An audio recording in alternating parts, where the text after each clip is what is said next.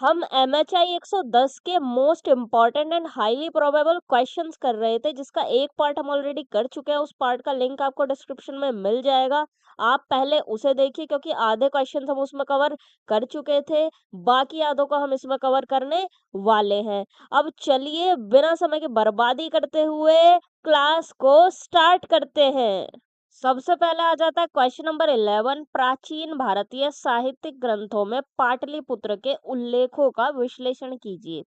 देखिए, ये जो प्राचीन भारत के हमारे साहित्यिक ग्रंथ हैं, इनमें पाटलिपुत्र का किस तरीके से मेंशन किया गया है, क्या उसके बारे में बताया गया है, वो हमें इसमें बताना है।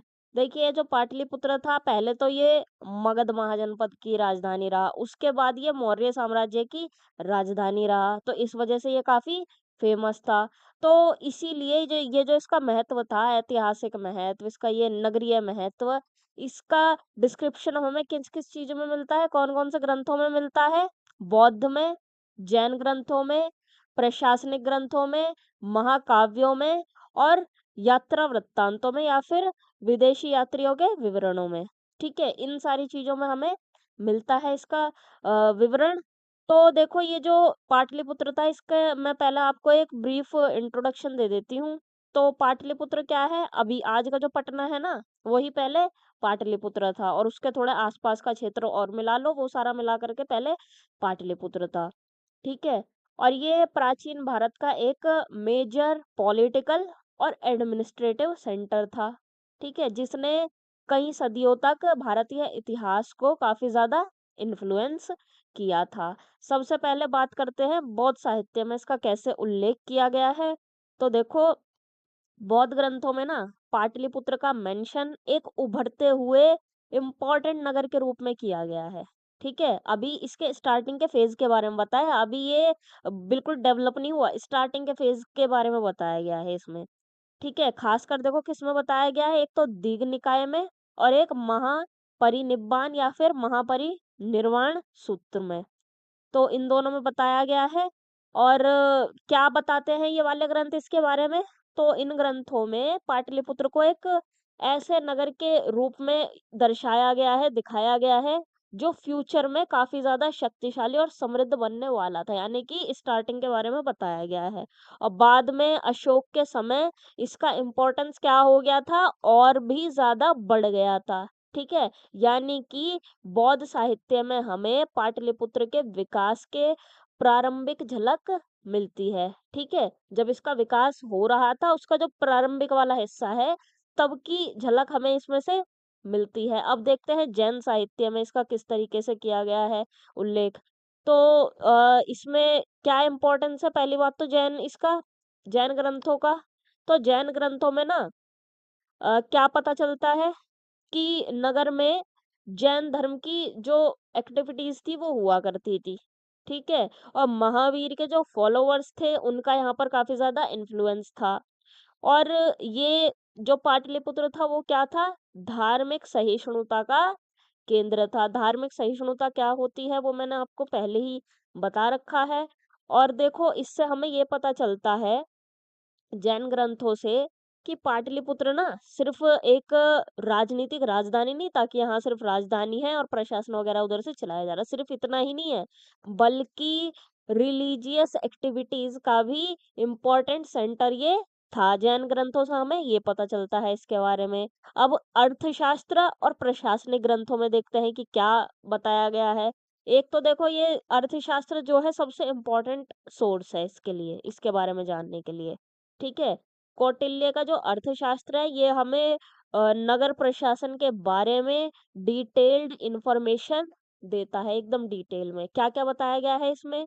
तो इसमें देखो, नगर प्रशासन के बारे में बताया गया है, सुरक्षा व्यवस्था के बारे में बताया गया है, कर प्रणाली के बारे में बताया गया है, बाजार नियंत्रण के बारे में बताया गया है, नागरिक सुविधाओं के बारे में बताया गया है। और इन सभी चीजों का ना हमको डिटेल्ड डिस्क्रिप्शन अर्थशास्त्र से मिलता है। हालांकि देखो, अर्थशास्त्र में ना डायरेक्टली हर जगह पर पाटलिपुत्र का नाम नहीं है कि डायरेक्टली एक एग्जैक्ट एकदम नाम लिखा हुआ है, ऐसा नहीं है। लेकिन इसमें जो डिस्क्रिप्शन मिलता है ना, वो डिस्क्रिप्शन किससे मैच करता है? वो डिस्क्रिप्शन पाटलिपुत्र से ही मैच करता है, ठीक है? अब देखिए महाकाव्य और पुराणों में भी हमें पाटलिपुत्र का वर्णन मिलता है, उल्लेख मिलता है इसका। तो इन स्रोतों में ना पाटलिपुत्र को कैसे दिखाया गया है, कैसे पेश किया गया है? तो शक्तिशाली रूलर्स की राजधानी इसको बताया गया है, समृद्ध नगर इसको बताया गया है और राजनीतिक शक्ति का केंद्र इसको बताया गया है। और इन वाले स्रोतों से हमको क्या पता चलता है? तो इससे ना हमें ये पता चलता है कि जो पाटलिपुत्र था ना, वो सिर्फ लोकल इम्पोर्टेंस वाला नगर नहीं था। ठीक है? लोकल इम्पोर्टेंस इसका नहीं था, बल्कि ये पूरे उत्तर भारत की राजनीति का क्या बन गया था? मेजर सेंटर बन चुका था। अब देखते हैं लास्ट सोर्स कौन से हैं? तो ये आ जाते हैं विदेशी यात्रा वृत्तांत। तो मेन यात्री कौन थे? मेगास्थनीज, फायान, हिनसांग। लेकिन हम इसमें सिर्फ मेगास्थनीज की बात करते हैं। तो मेगास्थनीज ने ना पाटलिपुत्र को विशाल, वेल ऑर्गेनाइज्ड, सुरक्षित ऐसा नगर इन्होंने बताया है और इन्होंने ना नगर की प्राचीरों की, दरवाजों की और प्रशासनिक व्यवस्था की क्या की है? तारीफ की है। देखो विदेशी यात्रियों के विवरण से क्या होता है, विदेशी यात्रा वृत्तांतों से क्या होता है, जो हमारे भारतीय साहित्यिक स्रोत है ना, वो प्रूव्ड हो जाते हैं कि हाँ भाई जो ये भारतीय साहित्यिक स्रोतों में लिखा हुआ है ना, ये एकदम सही बात लिखी हुई है क्योंकि उन्होंने भी ऐसा ही लिखा हुआ है। तो वो मैच करके प्रूव्ड ये हो जाता है। जब देखिए भारतीय और विदेशी दोनों सोर्स किसी नगर की तारीफ कर रहे हैं तो क्या हो जाता है? उसका जो इम्पोर्टेंस होता है नगर का, वो क्या हो जाता है? और ज़्यादा प्रूव्ड हो जाता है कि हाँ भाई एकदम सही बात ये लिखी हुई है, कोई बढ़ा-चढ़ा के इसमें नहीं लिखा हुआ है। अब आ जाता है इसका निष्कर्ष।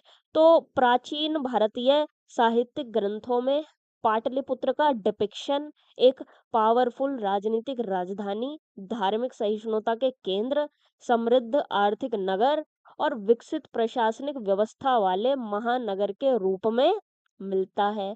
बौद्ध, जैन, प्रशासनिक, महाकाव्य और विदेशी स्रोतों के कंबाइंड स्टडी से हमें पाटलिपुत्र के ऐतिहासिक और नगरीय महत्व की गहराई को समझने में हेल्प मिलती है। अब आ जाता है क्वेश्चन नंबर 12, मथुरा को एक प्रारंभिक ऐतिहासिक नगर के रूप में विवेचित कीजिए। देखिए ये मथुरा भी उत्तर भारत के एक प्राचीन और प्रमुख नगरों में से एक रहा है और ये कहाँ लोकेटेड है? ये लोकेटेड है यमुना नदी के किनारे। ठीक है, इसलिए इसका इम्पोर्टेंस और भी ज्यादा बढ़ जाता है। और देखो इसने 500 ईसा पूर्व से 500 ईस्वी तक राजनीतिक, आर्थिक, धार्मिक और कल्चरल पर्सपेक्टिव से काफी इम्पोर्टेंट भूमिका निभाई है। ठीक है, ये सिर्फ एक धार्मिक नगर नहीं था, बल्कि व्यापार, प्रशासन और कला का भी ये एक मेजर सेंटर था। सबसे पहले मैं इसका ब्रीफ एक इंट्रो दे देती हूँ आपको। तो मथुरा जो है ये प्राचीन भारत के मेन नगरों में से एक है और ये ना उत्तर भारत के जो इम्पोर्टेंट ट्रेड रूट्स थे ये वहां पर स्थित था। ठीक है, जिसकी वजह से क्या हुआ, यहाँ व्यापार और कल्चरल कांटेक्ट दोनों का विकास हुआ। बिजनेस का भी और कल्चर का भी दोनों इधर डेवलप हुए। अब देखते हैं इसकी विशेषताएं। तो सबसे पहली विशेषता आ जाती है इसकी भौगोलिक स्थिति और व्यापार। तो अभी मैंने आपको बताया कि ये एक तो यमुना नदी के किनारे लोकेटेड है और जो उत्तर भारत के मेन ट्रेड रूट्स हैं उसके ये संगम पर लोकेटेड है। ठीक है, तो इस कंडीशन की वजह से, ये जो इसकी ज्योग्राफिकल कंडीशन है इसकी वजह से यहाँ क्या हुआ, व्यापार का विकास हुआ, लोगों का आवागमन इधर बढ़ा और अलग अलग संस्कृतियों का क्या हुआ, इधर कांटेक्ट हुआ। ठीक है, फिर आ जाती है इसकी दूसरी विशेषता, पुरातात्विक साक्ष्य। तो मथुरा की खुदाइयों से ना काफी तरह के इम्पोर्टेंट पुरातात्विक प्रमाण मिले हैं। ठीक है, जैसे कि पक्की ईंटें, किलेबंदी, सिक्के, मूर्तियां और एनबीपीडब्ल्यू मृदभांड। ठीक है, अब इन साक्ष्यों का महत्व क्या है, इम्पोर्टेंस क्या है? तो इन साक्ष्यों से ना हमको ये पता चलता है कि मथुरा एक डेवलप्ड शहरी केंद्र था। फिर आ जाती है नेक्स्ट इसकी विशेषता, राजनीतिक केंद्र। तो ये ना राजनीतिक पर्सपेक्टिव से भी काफी इम्पोर्टेंट नगर था। शुंग, शक और खास तौर से कुषाण काल में इसका जो इम्पोर्टेंस था वो काफी ज्यादा बढ़ गया था। कुषाण काल की बात करते हैं थोड़ी सी, तो कुषाण शासकों ने ना मथुरा को प्रशासनिक केंद्र के रूप में क्या किया, डेवलप किया। और इस काल में ना नगर की जो समृद्धि थी और जो प्रतिष्ठा थी वो दोनों क्या हो गई, बढ़ गई। ठीक है। कुषाण शासक कनिष्क जो थे, इनके समय मथुरा कला और प्रशासन ये दोनों का ही क्या बन गया, मेजर सेंटर बन गया, कला का भी और प्रशासन का भी। फिर नेक्स्ट विशेषता आ जाती है धार्मिक और सांस्कृतिक केंद्र। तो यहाँ पर देखो कौन कौन से धर्म विकसित हुए। वैष्णव धर्म इधर विकसित हुआ, कृष्णा भक्ति परंपरा इधर विकसित हुई, बौद्ध धर्म का विकास हुआ, जैन धर्म का भी विकास हुआ। ठीक है। इससे क्या पता चलता है, तो इससे ये पता चलता है कि मथुरा धार्मिक सहिष्णुता और सांस्कृतिक डाइवर्सिटी इनका एक मेजर सेंटर ये था। मथुरा ना ऐसा नगर था जहाँ अलग अलग धार्मिक परंपराएं एक साथ डेवलप हुई। ठीक है। फिर आ जाती है इसकी एक और विशेषता जो कि इसमें नहीं लिखी हुई है बट आपको जानना वो जरूरी है, मथुरा कला। ठीक है। मथुरा जो थी ये प्राचीन भारत की एक फेमस कला शैली का केंद्र भी था। ठीक है। मथुरा कला आपने सुना भी होगा। ठीक है। तो इसकी विशेषताएं क्या थी इस मथुरा कला की, तो लाल बलुआ पत्थर का इसमें यूज होता था। और बुद्ध की प्रतिमाएं ये बनाते थे, जैन तीर्थंकरों की प्रतिमाएं ये बनाते थे, हिंदू देवी देवताओं की मूर्तियां भी बनाते थे। और इनसे हमें पता क्या चलता है, तो इनसे हमें ये पता चलता है कि मथुरा सिर्फ व्यापार और धर्म का सेंटर नहीं था, बल्कि कला और कल्चर का भी ये एक मेजर सेंटर था। फिर आ जाती है लास्ट विशेषता, आर्थिक गतिविधियां। तो इसमें यहाँ पर क्या हुआ, शिल्प उत्पादन का विकास हुआ, मन का निर्माण का विकास हुआ, वस्त्र उद्योग का विकास हुआ, मूर्ति निर्माण का विकास इधर हुआ, व्यापार का भी इधर विकास हुआ। ठीक है। और मथुरा से ना बड़ी संख्या में सिक्के मिले हैं। और ये क्या है, ये एक विकसित व्यापारिक व्यवस्था का सबूत है। जो सिक्के यहाँ से मिले हैं मतलब कि करेंसी का यूज होता था, और करेंसी का यूज क्या दिखाता है कि हाँ भाई जो व्यापार था यहाँ का वो काफी ज्यादा विकसित था। इससे ये क्लियर होता है कि मथुरा आर्थिक दृष्टि से काफी ज्यादा समृद्ध नगर था। अब आ जाता है इसका निष्कर्ष। मथुरा अपनी भौगोलिक स्थिति, व्यापारिक संपर्क, राजनीतिक महत्व, धार्मिक सांस्कृतिक गतिविधियों और आर्थिक समृद्धि की वजह से एक प्रमुख प्रारंभिक ऐतिहासिक नगर था। पुरातात्विक और साहित्यिक दोनों प्रकार के एविडेंस इसकी विकसित नगरीय संरचना और बहुआयामी इम्पोर्टेंस की पुष्टि करते हैं। इसी वजह से मथुरा को प्राचीन भारत के प्रमुख शहरी केंद्रों में एक इम्पोर्टेंट जगह मिली हुई है। अब आ जाता है क्वेश्चन नंबर 13, दक्कन में प्रारंभिक ऐतिहासिक नगरीय केंद्रों के उद्भव की प्रक्रिया का विश्लेषण कीजिए। देखो इसमें हमें ये बताना है जो दक्कन में प्रारंभिक ऐतिहासिक नगरीय केंद्र थे ना उनका जन्म किस प्रोसेस के तहत हुआ, क्या कारण थे उनके विकास के पीछे, वो सारी चीजें हमें इसमें बतानी है। देखिए उत्तर भारत अभी हम पढ़ रहे थे, तो उत्तर भारत की तरह ही ना दक्कन क्षेत्र में भी 500 ईसा पूर्व के बाद, कब, 500 ईसा पूर्व के बाद नगरीकरण का प्रोसेस क्या हुआ, स्टार्ट हुआ। हालांकि देखो यहाँ के जो नगर थे ना वो उत्तर भारत वाले नगरों जितने बड़े नहीं थे, लेकिन फिर भी कृषि विकास, व्यापार, राजनीतिक संगठन, धार्मिक गतिविधियों और समुद्री व्यापार ने यहाँ के ये जो नगरीय केंद्र थे इनके जन्म में काफी ज्यादा इम्पोर्टेंट भूमिका निभाई। अब आ जाता है इसका प्रोसेस देखते हैं, ये यहाँ पर कट कर लेना, ये इधर बाय मिस्टेक लिखा गया है। तो सबसे पहला पॉइंट इसमें आ जाता है कृषि विस्तार और अधिशेष। देखो हुआ क्या, लोहे के औजारों का अब यूज स्टार्ट हो गया यहाँ से। ठीक है। फिर क्या हुआ, जंगल साफ हुए और जो नई भूमि थी वो खेती के लायक बनी, और जो प्रोडक्शन होता है खेती का वो भी बढ़ गया। और जब उत्पादन जरूरत से ज्यादा होने लगा, तो उसे क्या कहा गया? कृषि अधिशेष क्या कहा गया। जब ज़रूरत से ज़्यादा जो उत्पादन होता है उसको क्या कहते हैं? कृषि अधिशेष कहते हैं। और यही जो अधिशेष था, ये नगरों के विकास का क्या बना? बेस बना। फिर आ जाता है नेक्स्ट पॉइंट इसमें, व्यापार मार्गों की भूमिका। देखो दक्कन जो था ना, ये उत्तर भारत, दक्षिण भारत और पश्चिमी समुद्री तट को जोड़ने वाला एक एरिया है। ठीक है? इसलिए क्या हुआ यहाँ पर ना, कई इम्पोर्टेंट ट्रेड रूट विकसित हुए। ठीक है? कई सारे ट्रेड रूट्स यहाँ पर डेवलप हुए और इन्हीं रूट्स के किनारे क्या हो गया? नगर बसने लग गए। जैसे अब होता है ना हाईवे के बराबर में नगरों का विकास हो जाता है, वो एरिया ही डेवलप हो जाता है। ऐसा ही कुछ आप इसमें समझ सकते हैं। कौन-कौन से नगर यहाँ पर विकसित हुए? एक तो प्रतिष्ठान जो कि सातवाहनों की राजधानी था, अब इसको क्या कहते हैं वर्तमान में? पैठण। एक हुआ तेर, इसको अब कहते हैं तगर। ठीक है? फिर जुन्नर हुआ, नासिक हुआ और धारणी कोटा, ये वाले नगर इधर विकसित हुए। फिर नेक्स्ट आ जाता है इसमें राजनीतिक संगठन। तो सातवाहन रूलर्स ने ना दक्कन में क्या कर दिया? एक ऑर्गेनाइज्ड राजनीतिक व्यवस्था एस्टेब्लिश कर दी। ठीक है? इन्होंने प्रशासनिक केंद्र बनाए, व्यापार को इन्होंने प्रोटेक्शन दी और जो रूट्स थे उनकी सुरक्षा इन्होंने एंश्योर की और इसका रिजल्ट ये निकला, व्यापार और नगरीकरण दोनों क्या हुए? बढ़े यहाँ से, उनको बढ़ावा इधर से मिला। और देखिए जब कृषि और व्यापार बढ़ा ना, तो शिल्प उद्योग भी विकसित होने लगे। क्या-क्या हुए प्रमुख शिल्प विकसित? तो मन का निर्माण, धातु कार्य, वस्त्र निर्माण, मिट्टी के बर्तन और आभूषण निर्माण, ये सारे शिल्प इधर विकसित हुए और इन शिल्पों ने ना रोजगार को बढ़ा दिया और बाजारों को डेवलप किया।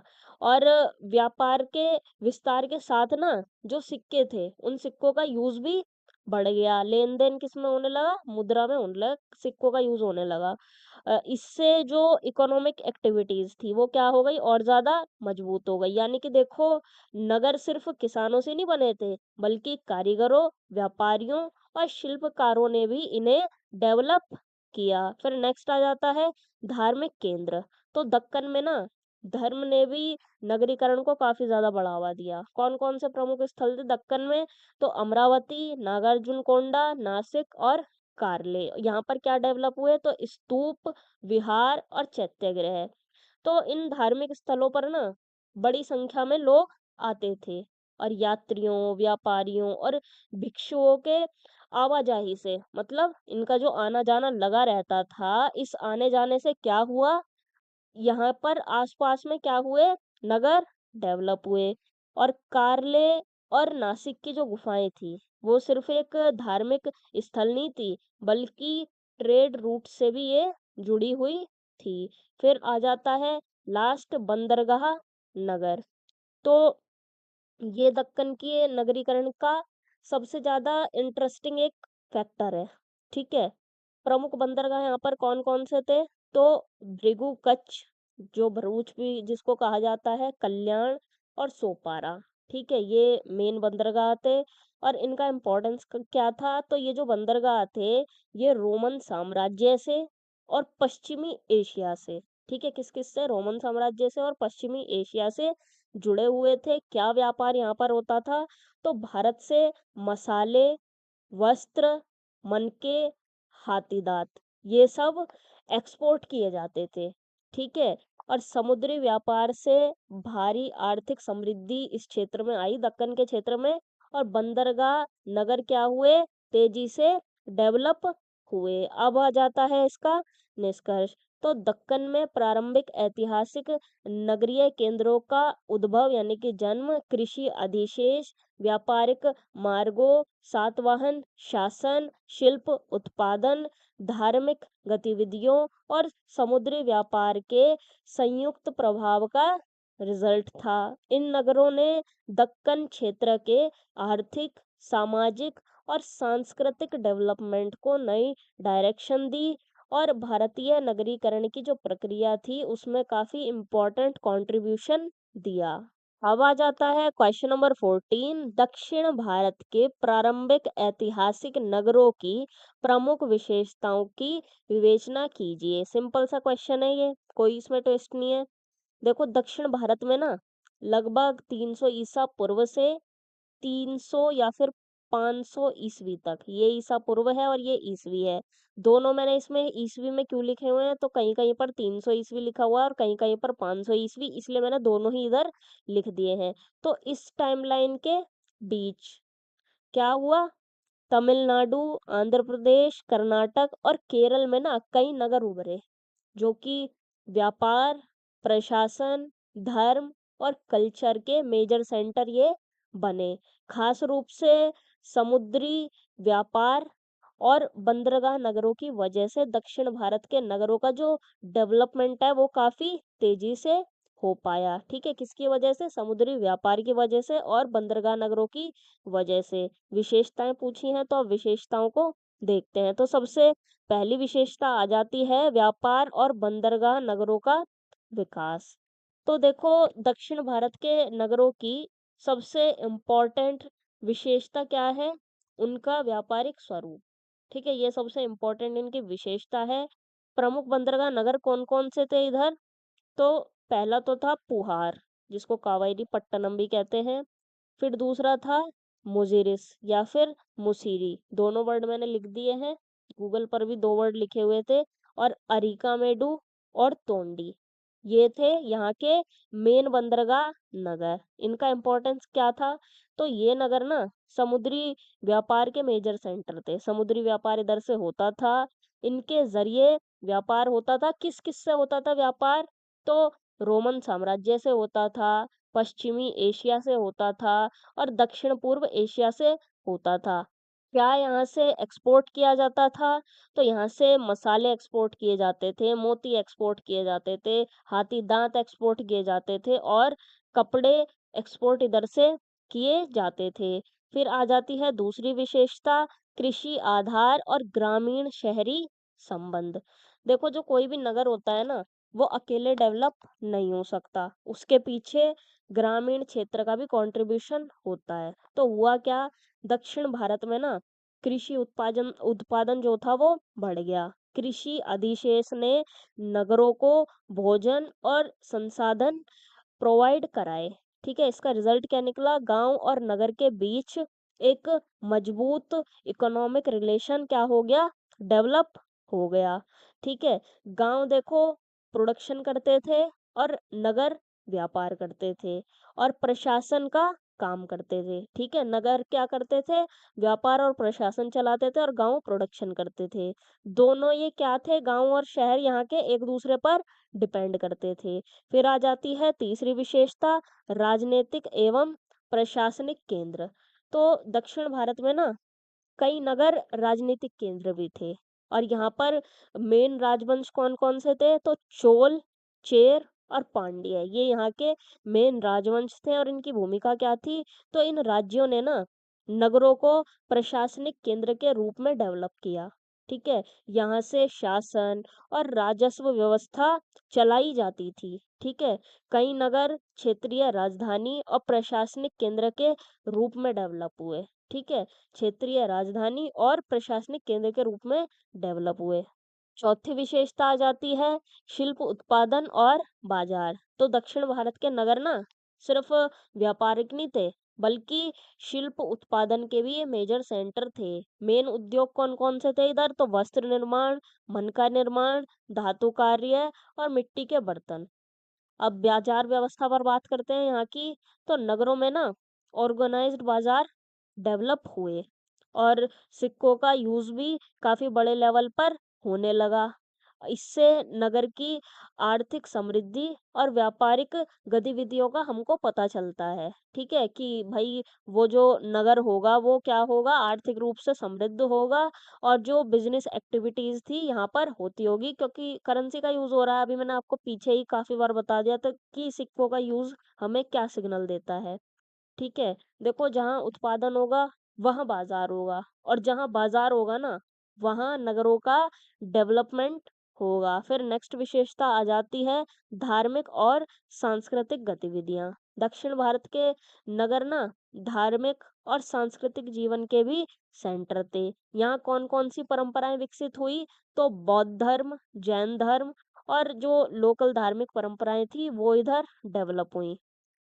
ये धार्मिक संस्थाएं कौन सी थी, यहाँ पर मेन मंदिर थे, विहार थे और मठ थे। इन धार्मिक संस्थाओं की वजह से ना नगर सांस्कृतिक गतिविधियों के केंद्र बन गए। लोग देखो सिर्फ व्यापार के लिए शहर नहीं आते थे, बल्कि धर्म, शिक्षा और सांस्कृतिक जो इवेंट्स होते हैं उनके लिए भी शहरों में वो आया करते थे।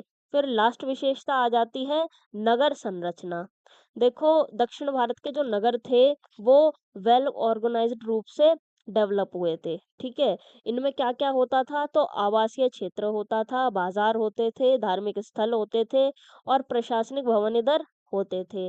और ज्यादातर जो नगर थे वो नदी के किनारे, समुद्र के किनारे और ट्रेड रूट्स के पास बसे हुए थे, ठीक है। इससे व्यापार और जो आवागमन होता है, आना जाना जो होता है, दोनों में सुविधा मिली, ठीक है। अब आ जाता है इसका निष्कर्ष। तो दक्षिण भारत के प्रारंभिक ऐतिहासिक नगर व्यापार, कृषि, प्रशासन, शिल्प उत्पादन और धार्मिक सांस्कृतिक गतिविधियों के मेन सेंटर थे।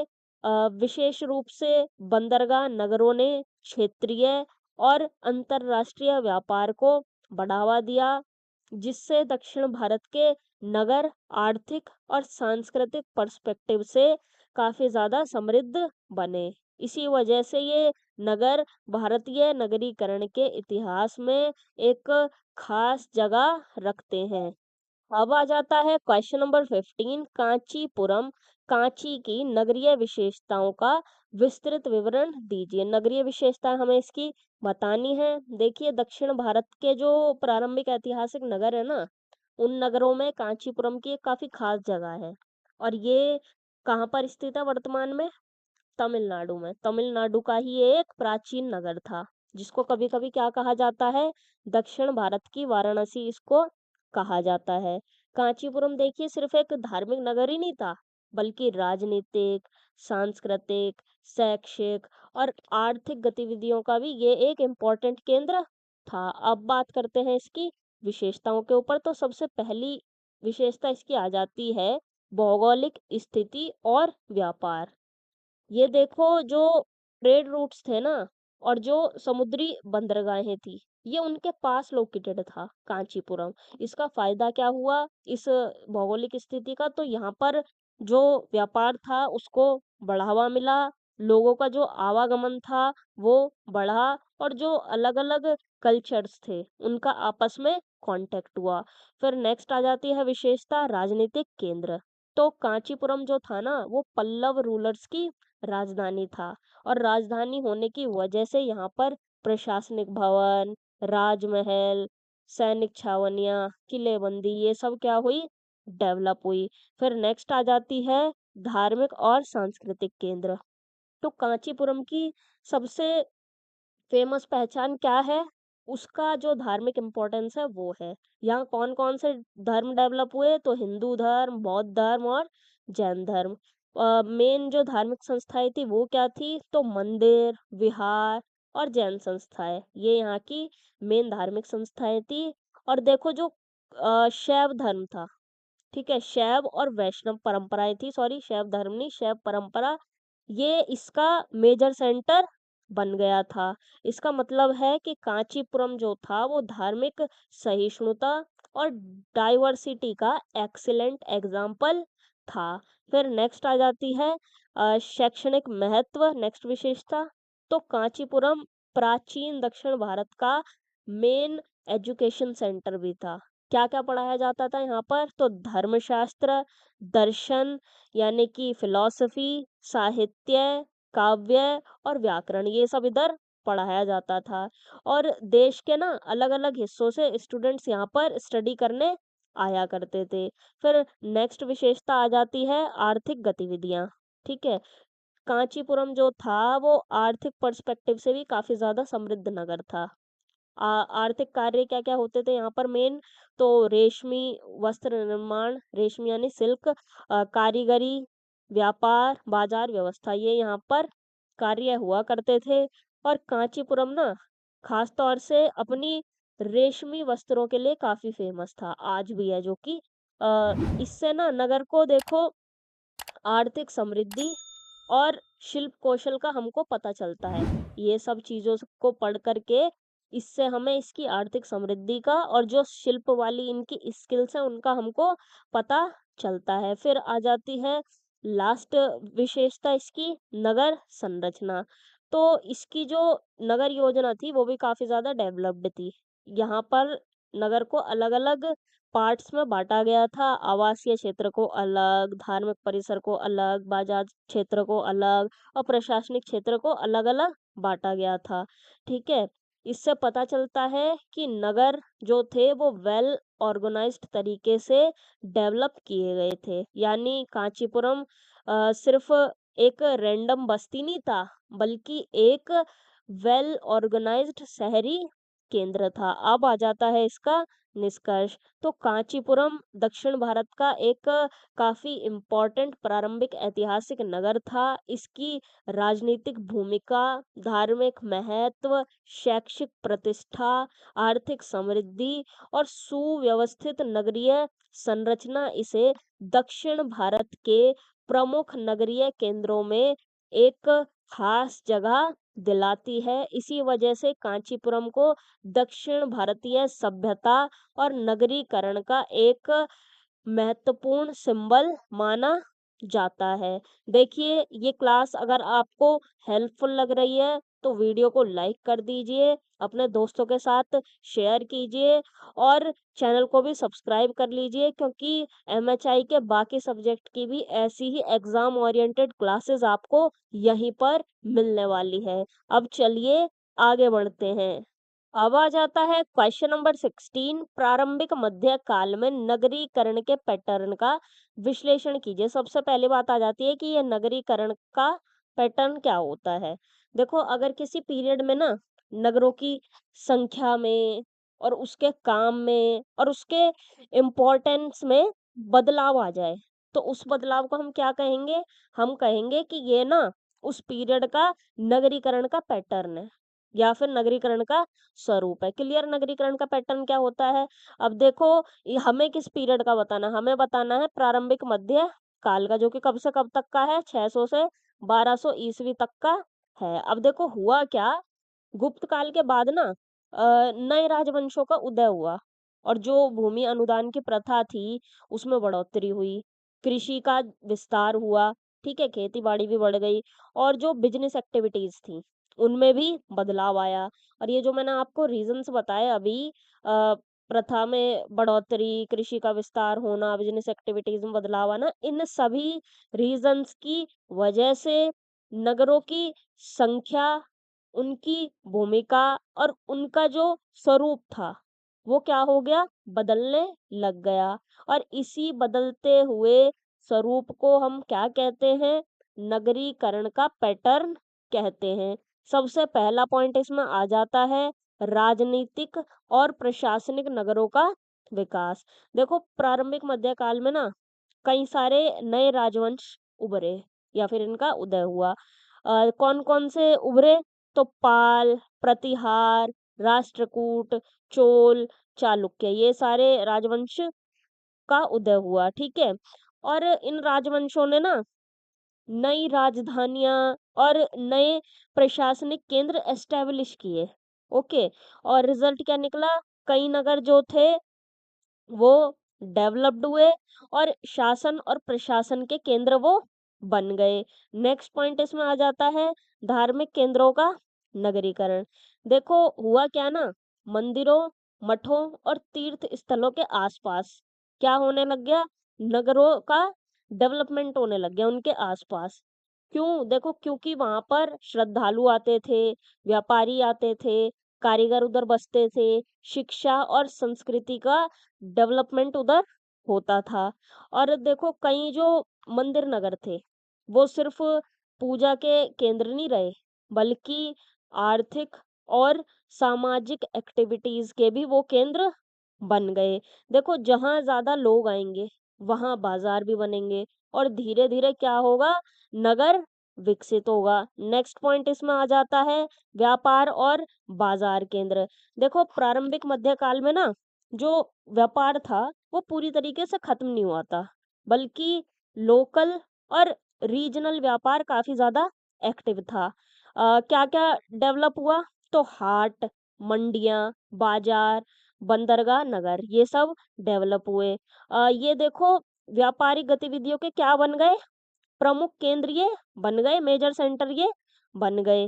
नेक्स्ट पॉइंट आ जाता है कृषि विस्तार और ग्रामीण शहरी संबंध। देखिए इस काल में कृषि का काफी ज्यादा विस्तार हुआ, स्टार्टिंग में ही मैंने आपको बताया था। वजह क्या थी विस्तार होने की? तो भूमि अनुदान की जो प्रथा थी वो बढ़ गई थी। नई जो कृषि भूमि थी उसका विकास हो गया था और सिंचाई सुविधाएं भी काफी अब बढ़िया हो गई थी। रिजल्ट क्या निकला? कृषि उत्पादन जो था वो बढ़ गया। नगरों को भोजन और कच्चा माल मिलने लगा, गाँव प्रोवाइड करवाता था, ठीक है? गाँव और जो नगर थे, वो एक दूसरे के ऊपर क्या हो गए? डिपेंड हो गए, क्योंकि गाँव को क्या मिल रहा है नगरों से? उन्हें बाज़ार मिल रहा है अपने प्रोडक्ट सेल करने के लिए, और नगर को क्या मिल रहा है गाँव से? उन्हें कच्चा माल मिल रहा है और खाने-पीने की चीज़ें मिल रही हैं, ठीक है? गाँव देखो उत्पादन करते थे और नगर क्या करते थे? वो व्यापार और प्रशासन का काम किया करते थे। नेक्स्ट पॉइंट इसमें आ जाता है नगरों का विकेंद्रीकरण।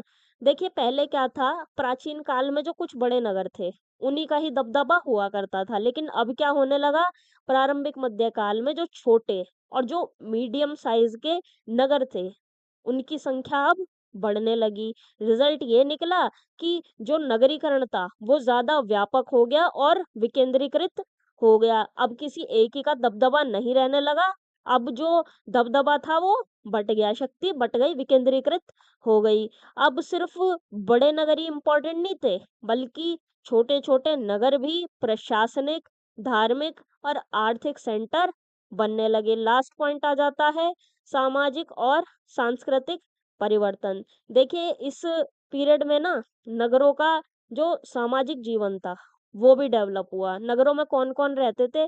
तो व्यापारी रहते थे, कारीगर रहते थे, ब्राह्मण रहते थे, भिक्षु रहते थे और शासकीय अधिकारी रहते थे, ऑफिशियल, ठीक है? धार्मिक जो संस्थाएँ थी उनकी क्या भूमिका थी? तो जो मंदिर थे ना और जो मठ थे, वो शिक्षा के और संस्कृति के मेजर सेंटर बन गए थे। अब इसका प्रभाव क्या पड़ा? तो नगर जो थे ना वो सामाजिक और सांस्कृतिक एक्टिविटीज़ के सेंटर बन गए। देखिए नगर सिर्फ रहने की जगह नहीं थे, बल्कि शिक्षा, संस्कृति और सामाजिक जीवन के भी सेंटर ये थे। अब आ जाता है इसका निष्कर्ष। तो प्रारंभिक मध्य काल में नगरीकरण का पैटर्न प्राचीन काल की कंपैरिजन में अलग था। इस काल में नगर राजनीतिक, धार्मिक, आर्थिक और सांस्कृतिक एक्टिविटीज के मेजर सेंटर बने। खास तौर से छोटे और मीडियम साइज के नगरों के डेवलपमेंट ने नगरीकरण को ज्यादा व्यापक और विकेंद्रीकृत बना दिया। इसी वजह से प्रारंभिक मध्यकाल भारतीय नगरीकरण के इतिहास में एक इम्पॉर्टेंट फेज माना जाता है। अब आ जाता है क्वेश्चन नंबर 17, पुरालेखों और साहित्यिक ग्रंथों से प्रारंभिक मध्यकालीन नगरीकरण को समझने में कैसे सहायता मिलती है? किससे? पुरालेखों और साहित्यिक ग्रंथों से कैसे हेल्प मिलती है हमें? कौन सा वाला नगरीकरण समझने के लिए? प्रारंभिक मध्यकालीन नगरीकरण को समझने में कैसे हेल्प हमको मिलती है? ठीक है, देखिए प्रारंभिक मध्यकाल के नगरों को समझने के लिए ना, जो पुरालेख हैं और जो ये साहित्यिक ग्रंथ हैं, ये काफी ज्यादा इम्पोर्टेंट सोर्स हैं, ठीक है?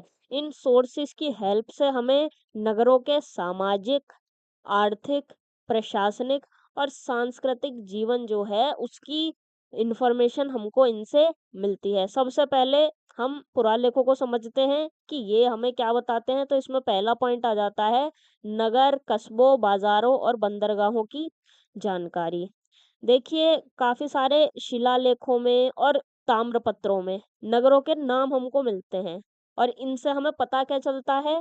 इनसे हमें पता चलता है कि कौन-कौन से नगर उस समय अस्तित्व में थे, वो कहाँ पर लोकेटेड थे, उनका इम्पोर्टेंस क्या था, ये सब हमको उससे पता चलता है। नेक्स्ट पॉइंट आ जाता है भूमि अनुदान की जानकारी। तो प्रारंभिक मध्यकाल में ना भूमि दान की जो प्रथा थी, ये काफ़ी ज़्यादा पॉपुलर थी। किसे भूमि दी जाती थी? तो भूमि दी जाती थी मंदिरों को, मठों को और ब्राह्मणों को।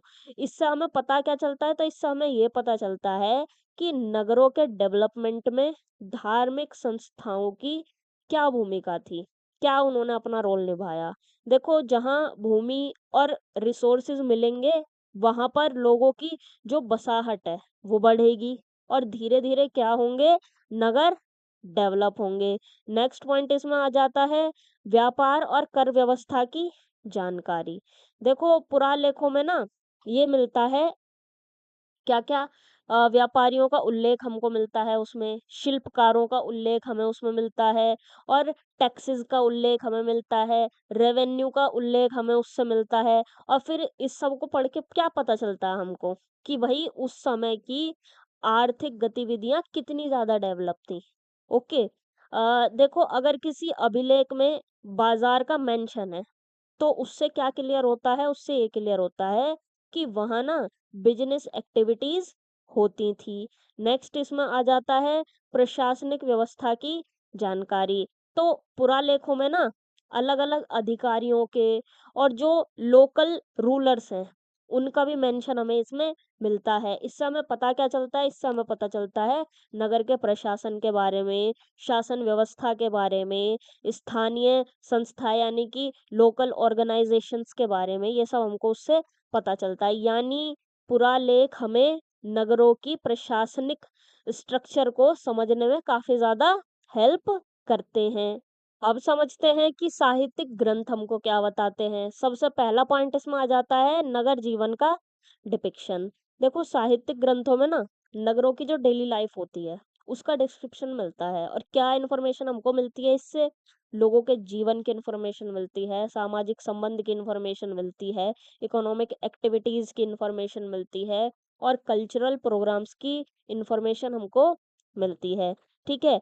देखो, जो पुरालेख होते हैं, वो हमको फैक्ट्स देते हैं, जबकि जो साहित्यिक ग्रंथ होते हैं ना, वो हमें उस समय के जीवन की पिक्चर दिखाते हैं कि हाँ भाई, जीवन इस तरीके का उस समय पर था। नेक्स्ट पॉइंट इसमें आ जाता है धार्मिक नगरों का डिस्क्रिप्शन। तो धार्मिक ग्रंथों में ना कई जो तीर्थ नगर हैं और जो धार्मिक केंद्र थे, उनका मेंशन हमको मिलता है। इससे हमें क्या पता चलता है? तो रिलीजियस एक्टिविटीज़ का पता चलता है, तीर्थ यात्राओं का पता चलता है और मंदिरों और मठों की क्या भूमिका थी, उसका हमें पता चलता है। देखो, धर्म ना उस समय नगरों के डेवलपमेंट का एक इम्पोर्टेंट बेस था, धर्म। और इसकी इन्फॉर्मेशन हमें कहाँ से मिलती है? साहित्यिक स्रोतों से ही हमको मिलती है। फिर नेक्स्ट आ जाता है इसमें प्रशासनिक और नीति संबंधी जानकारी। देखो, कुछ ग्रंथों में ना शासन और प्रशासन का भी डिस्क्रिप्शन हमको मिलता है, जैसे कि कर व्यवस्था का, सामाजिक नियम का, प्रशासनिक नियंत्रण का। इससे ना हमें नगरों को जो चलाने का प्रोसेस होता है, वो हमको इसको पढ़ के समझ में आता है। एक इसमें और पॉइंट आप ऐड कर लेना, चौथा सामाजिक और सांस्कृतिक जीवन, ठीक है? देखो, साहित्यिक ग्रंथों में ना फेस्टिवल्स का, एजुकेशन का, आर्ट का, म्यूज़िक का और कल्चरल एक्टिविटीज़ का भी डिस्क्रिप्शन हमको मिलता है। इससे हमें क्या पता चलता है? इससे हमें पता चलता है उनके जो नगर थे, उसकी कल्चरल रिचनेस का हमको उससे पता चलता है कि हाँ भाई, उनका कल्चर कितना ज़्यादा रिच था, कितना समृद्ध था, इस बारे में हमें पता चलता है। अब फिर नेक्स्ट हेडिंग इसमें आ जाती है पुरालेख और साहित्यिक ग्रंथों का संयुक्त उपयोग, ठीक है? देखो, क्या सिर्फ पुरालेख जो हैं वो सिर्फ काफ़ी हैं? नहीं, देखो, क्योंकि वो हमें मेनली फैक्ट्स और प्रशासनिक इन्फॉर्मेशन देते हैं। अब बात आती है कि क्या सिर्फ जो साहित्यिक ग्रंथ है वो काफ़ी हैं? तो वो भी सिर्फ काफ़ी नहीं है, क्योंकि उनमें ना कभी-कभी कल्पना हो जाती है, इमेजिनेशन लिख देते हैं या फिर बढ़ा-चढ़ा कर भी हो सकता है। ठीक है? बढ़ा-चढ़ा भी उसमें हो सकता है, इसलिए किया क्या जाता है, इन दोनों सोर्सेज़ का ना एक साथ यूज़ किया जाता है। देखिए पुरालेख जो होते हैं वो हमें बताते हैं कि क्या हुआ था, जबकि साहित्यिक ग्रंथ हमको क्या बताते हैं, वो बताते हैं कि लोगों का जीवन कैसा था। तो दोनों को मिलाकर प्रारंभिक मध्यकालीन नगरीकरण की बैलेंस्ड और व्यापक पिक्चर हमको एक मिल जाती है। फिर आ जाता है इसका निष्कर्ष। तो पुरालेख और साहित्यिक ग्रंथ प्रारंभिक मध्यकालीन नगरीकरण की स्टडी के लिए काफ़ी ज़्यादा इम्पोर्टेंट सोर्सेज़ हैं। पुरालेख जहाँ ऐतिहासिक फैक्ट्स, प्रशासन और आर्थिक गतिविधियों की इन्फॉर्मेशन देते हैं, वहीं साहित्यिक ग्रंथ सामाजिक, धार्मिक और सांस्कृतिक जीवन की पिक्चर पेश करते हैं। दोनों स्रोतों के जॉइंट स्टडी से हमें प्रारंभिक मध्यकालीन नगरों के डेवलपमेंट और उनके पैटर्न को समझने में इम्पोर्टेंट हेल्प मिलती है। अब आ जाता है क्वेश्चन नंबर 18। अर्थशास्त्र और धर्म सूत्रों में नगरों की अवधारणा की तुलना कीजिए। जो अर्थशास्त्र ने नगर का कॉन्सेप्ट दिया है और जो धर्म सूत्रों ने नगर का कॉन्सेप्ट दिया है, उन दोनों कॉन्सेप्ट्स को हमें कंपेयर करना है इसमें। देखिए प्राचीन भारत के नगरों को समझने के लिए ना दो काफी इम्पोर्टेंट सोर्सेज हैं। पहला कौटिल्य का अर्थशास्त्र और दूसरा धर्मसूत्र। इन दोनों ने ही नगरों का कॉन्सेप्ट दिया है, लेकिन जो दोनों का पर्सपेक्टिव है नगर को लेकर वो अलग-अलग है। अर्थशास्त्र जो है वो नगर को मेनली प्रशासन, सुरक्षा और अर्थव्यवस्था के पर्सपेक्टिव से देखता है, जबकि धर्मसूत्र नगर को सामाजिक, धार्मिक और नैतिक व्यवस्था के पर्सपेक्टिव से समझते हैं। ठीक है, सबसे पहला पॉइंट इसमें आ जाता है नगर की भूमिका। पहले अर्थशास्त्र के अनुसार देखते हैं नगर की भूमिका।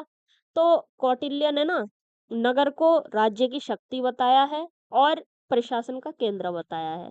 ठीक है। इनके अकॉर्डिंग नगर का महत्व क्या है कि भई शासन इधर से चलाया जाता है, टैक्स कलेक्शन इधर से होता है, सुरक्षा व्यवस्था जो होती है वो काफ़ी तगड़ी होती है और आर्थिक नियंत्रण भी इधर होता है। ठीक है। और धर्मसूत्र क्या कहते हैं? धर्मसूत्र नगर को सामाजिक और नैतिक जीवन का केंद्र मानते हैं। इन्होंने किस पर जोर दिया है? इन्होंने दिया है सामाजिक व्यवस्था के ऊपर जोर, धार्मिक नियम के ऊपर और नैतिक आचरण के ऊपर इन्होंने जोर दिया है। देखो अर्थशास्त्र के लिए ना नगर क्या है? एक एडमिनिस्ट्रेटिव सेंटर है, जबकि धर्मसूत्रों के लिए नगर एक सामाजिक और नैतिक व्यवस्था का सेंटर है। दूसरा पॉइंट इसमें आ जाता है प्रशासन और कानून। देखो कौटिल्य ने नगर प्रशासन का काफ़ी डिटेल्ड डिस्क्रिप्शन दिया है, ठीक है? इसमें क्या-क्या हमको मिलता है? तो पुलिस व्यवस्था के बारे में मिलता है, न्याय व्यवस्था के बारे में मिलता है, कर संग्रह के बारे में मिलता है और अधिकारियों की क्या-क्या ज़िम्मेदारियाँ हैं, उनके बारे में हमें मिलता है। धर्मसूत्र का देखते हैं, तो धर्मसूत्र में ना प्रशासनिक जो डिस्क्रिप्शन है, वो काफ़ी कम है, ठीक है? इन्होंने कम डिस्क्रिप्शन दिया हुआ है। इनका जो ज़ोर है वो किस पर है? ये क्या कहते हैं, किस बात पे ज़ोर डाल रहे हैं? ये डाल रहे हैं सिटीज़न्स के बिहेवियर के ऊपर ज़ोर डाल रहे हैं और सामाजिक नियमों के ऊपर ज़ोर डाल रहे हैं और जो मोरल ड्यूटीज़ हैं उसके ऊपर ये ज़ोर डाल रहे हैं। देखो अर्थशास्त्र है वो बताता है कि नगर कैसे चलाया जाए, जबकि धर्मसूत्र क्या बताते हैं कि नगर के जो लोग हैं वो कैसे बिहेवियर करें। ये इनमें डिफरेंस है प्रशासन और कानून को लेकर। नेक्स्ट पॉइंट आ जाता है आर्थिक गतिविधियां। पहले अर्थशास्त्र का देखते हैं। तो अर्थशास्त्र में ना इकोनॉमिक एक्टिविटीज का डिटेल्ड डिस्क्रिप्शन हमको मिलता है, जैसे कि व्यापार का, बाजार का, टैक्स का, मुद्रा व्यवस्था का, शिल्प और उद्योग का। क्यों? देखो क्योंकि ना कौटिल्य के लिए मजबूत अर्थव्यवस्था ही मजबूत राज्य का बेस थी। अगर अर्थव्यवस्था मजबूत होगी तो राज्य भी मजबूत होगा कौटिल्य के अकॉर्डिंग। फिर धर्मसूत्र का देखते हैं। तो ये जो धर्मसूत्र है ना, ये इकोनॉमिक एक्टिविटीज को नैतिक दृष्टिकोण से देखते हैं। ये किस पर ध्यान देते हैं? ये इस पर ध्यान देते हैं कि ईमानदार व्यापार हो, उचित व्यवहार हो, धार्मिक नियमों का पालन हो व्यापार के अंदर। देखो जो अर्थशास्त्र है वो पूछता है कि व्यापार कैसे बढ़ेगा, जबकि जो धर्मशास्त्र है वो क्या पूछते हैं, व्यापार नैतिक तरीके से हो रहा है या फिर नहीं हो रहा है। नेक्स्ट पॉइंट इसमें आ जाता है सामाजिक व्यवस्था। तो देखो जो ये सोशल एक्टिविटीज हैं, अर्थशास्त्र ये कहता है कि सोशल एक्टिविटीज को ना राज्य के कंट्रोल में रखना चाहिए। इस बात पर ये जोड़ देते हैं कि राज्य के कंट्रोल में होना चाहिए। और ऐसा कहने का पर्पस क्या है, इससे व्यवस्था बनी रहेगी, कानून लागू होगा इससे, और जो राज्य की शक्ति है वो मजबूत हो जाएगी। ठीक है। और देखो धर्मसूत्र क्या कहते हैं, ये सामाजिक व्यवहार और नैतिक जीवन पर ज्यादा ध्यान देते हैं। ठीक है। एग्जाम्पल के लिए वर्ण व्यवस्था के ऊपर ये जोर देते हैं, सामाजिक कर्तव्यों के ऊपर ये जोर देते हैं, धार्मिक नियमों के ऊपर ये जोर देते हैं।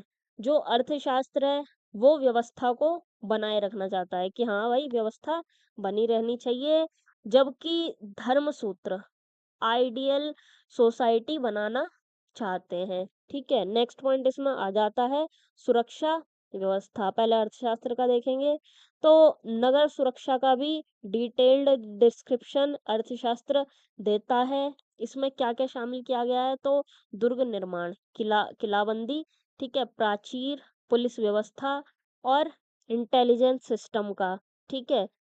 इसका जो उद्देश्य है बताने का वो ये है, राज्य और नगर की रक्षा करना। और देखो जो धर्म सूत्र हैं वो सुरक्षा का डायरेक्ट वर्णन नहीं देते हैं। ठीक है। बहुत कम इसमें डायरेक्ट वर्णन मिलता है सुरक्षा के बारे में।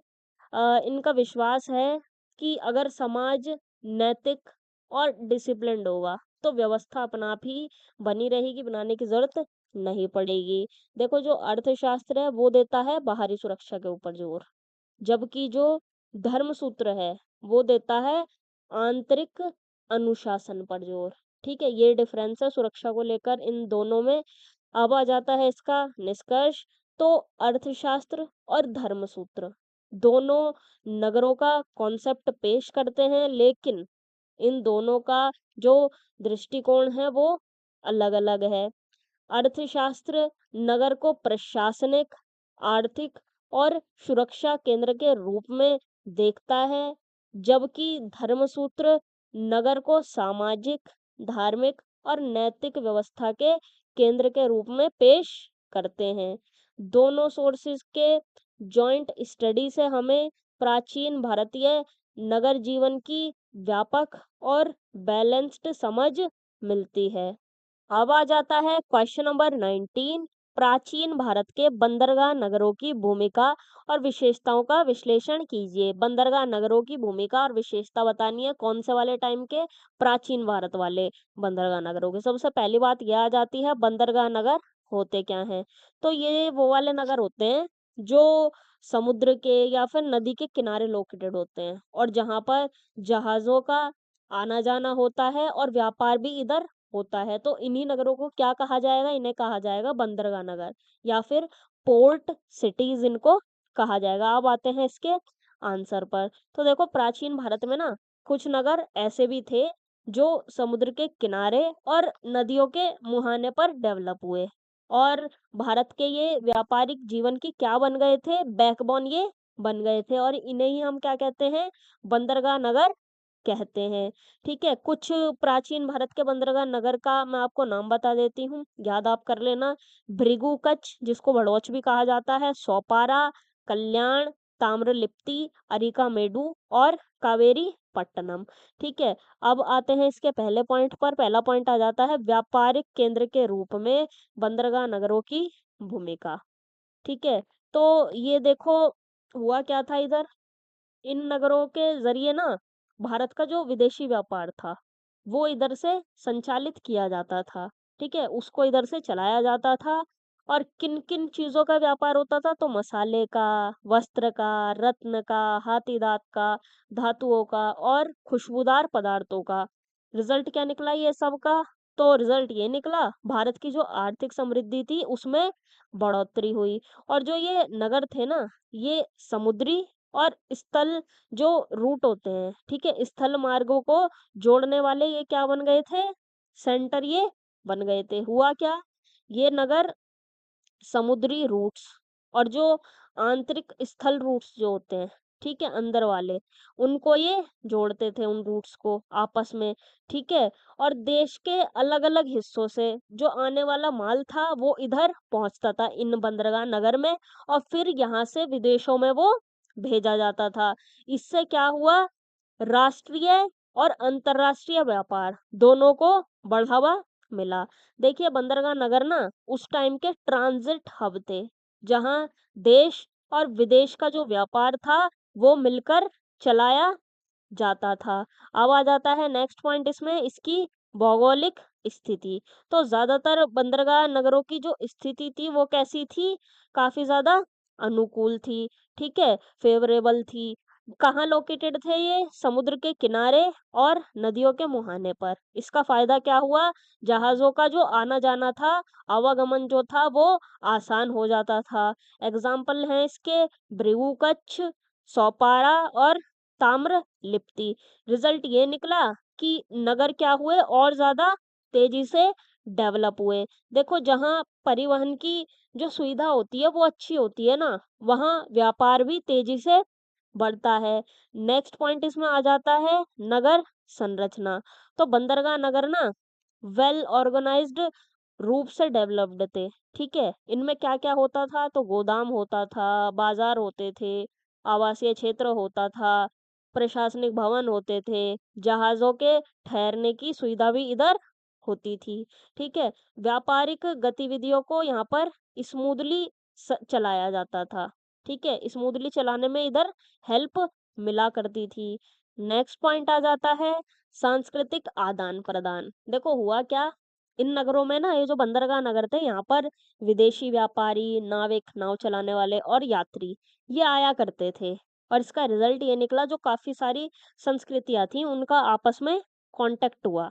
और फिर क्या हुआ, नई भाषाओं का परिचय हुआ, नए जो आर्ट थे उसका फैलाव हुआ, और धार्मिक जो विचार थे उनका लेन देन हुआ, आदान प्रदान हुआ। देखो जहाँ अलग अलग देशों के लोग मिलते हैं ना, वहाँ सिर्फ व्यापार नहीं बल्कि कल्चर का भी आदान प्रदान होता है, कल्चर का भी लेन देन होता है। नेक्स्ट इसमें आ जाता है राजनीतिक संरक्षण।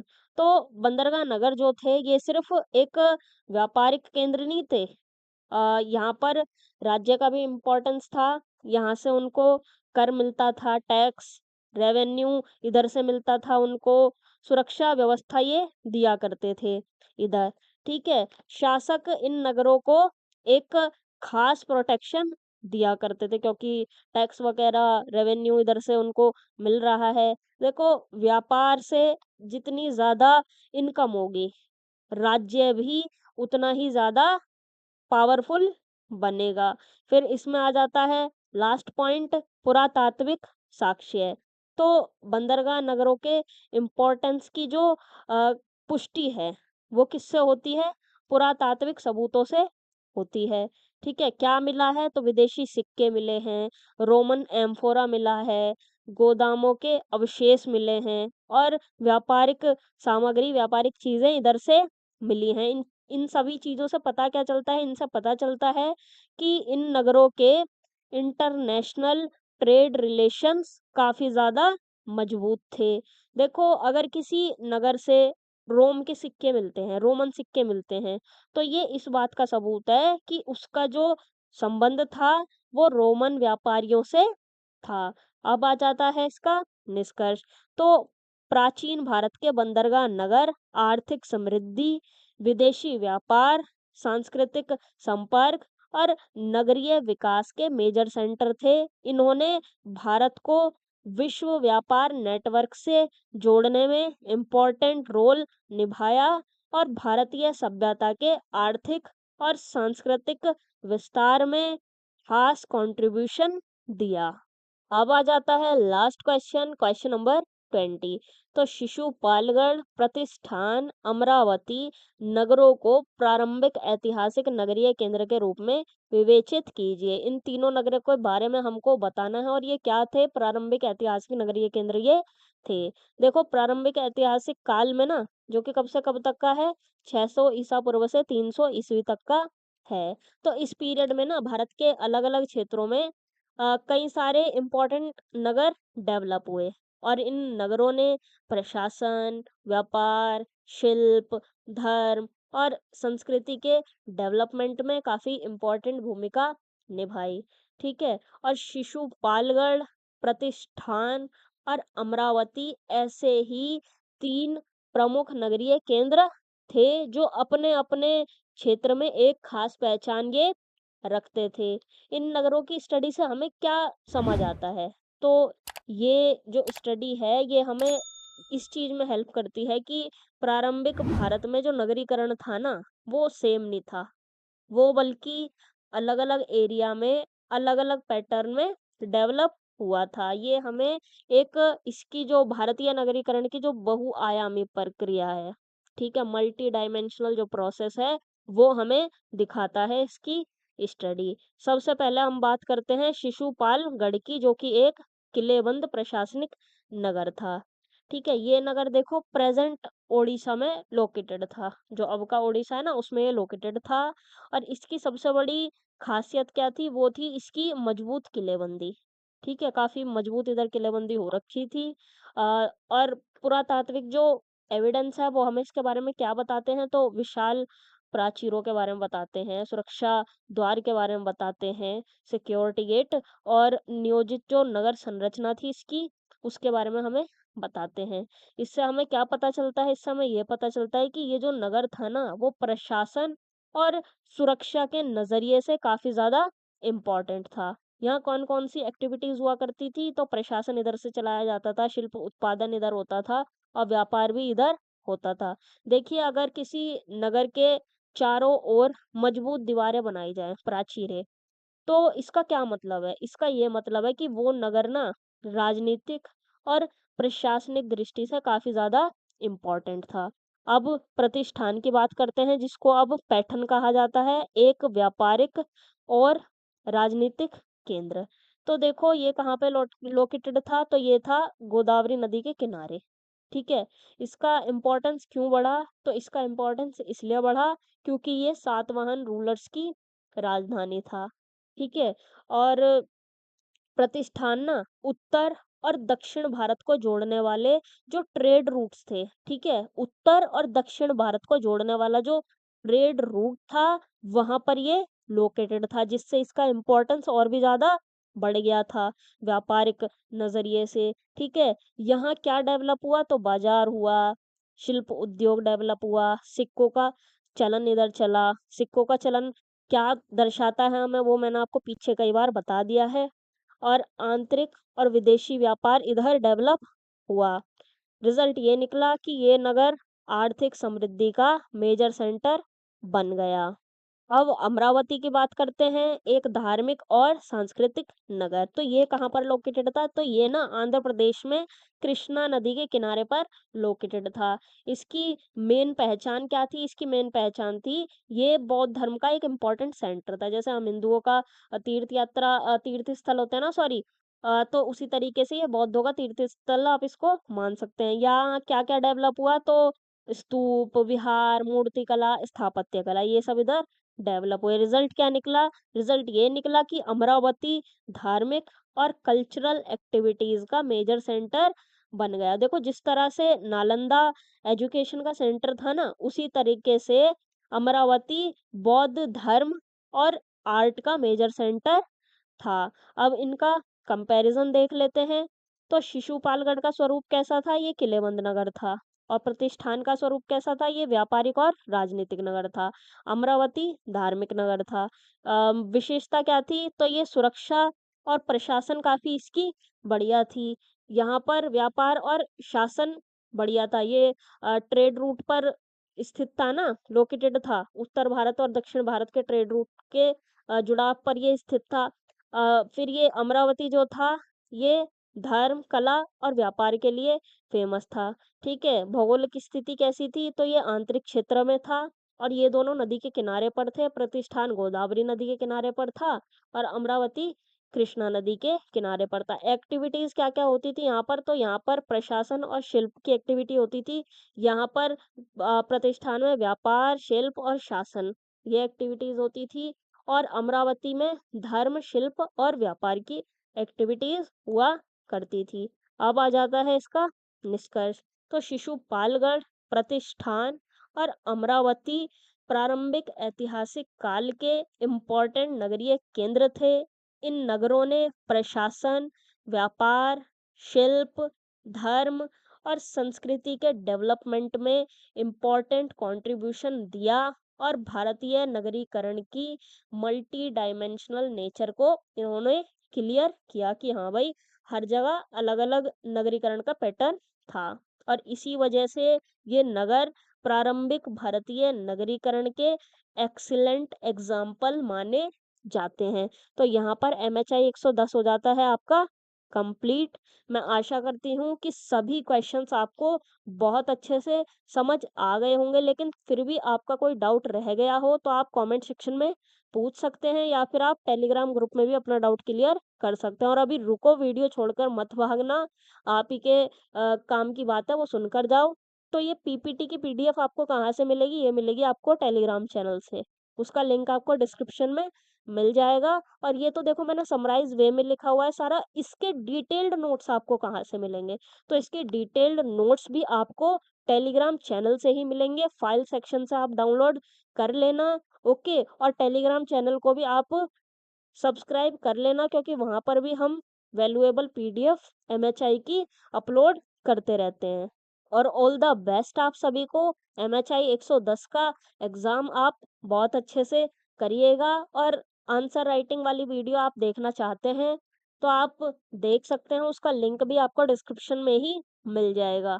और ये क्लास आपको हेल्पफुल लगी हो तो इसको लाइक कीजिए, कमेंट सेक्शन में अपना रिव्यू दीजिए और अपने दोस्तों के साथ भी इसको शेयर कीजिए। और MHI 111 की ऐसी ही एग्जाम ओरिएंटेड क्लास के लिए वरदान IHS को ज़रूर ज़रूर सब्सक्राइब करें और बेल आइकन को भी याद से प्रेस कर लें ताकि उसका नोटिफिकेशन सबसे पहले आपको मिल सके। और आप हमें टेलीग्राम, व्हाट्सएप और इंस्टाग्राम पर भी ज्वाइन कर सकते हैं। इन सभी के लिंक्स आपको डिस्क्रिप्शन में मिल जाएंगे।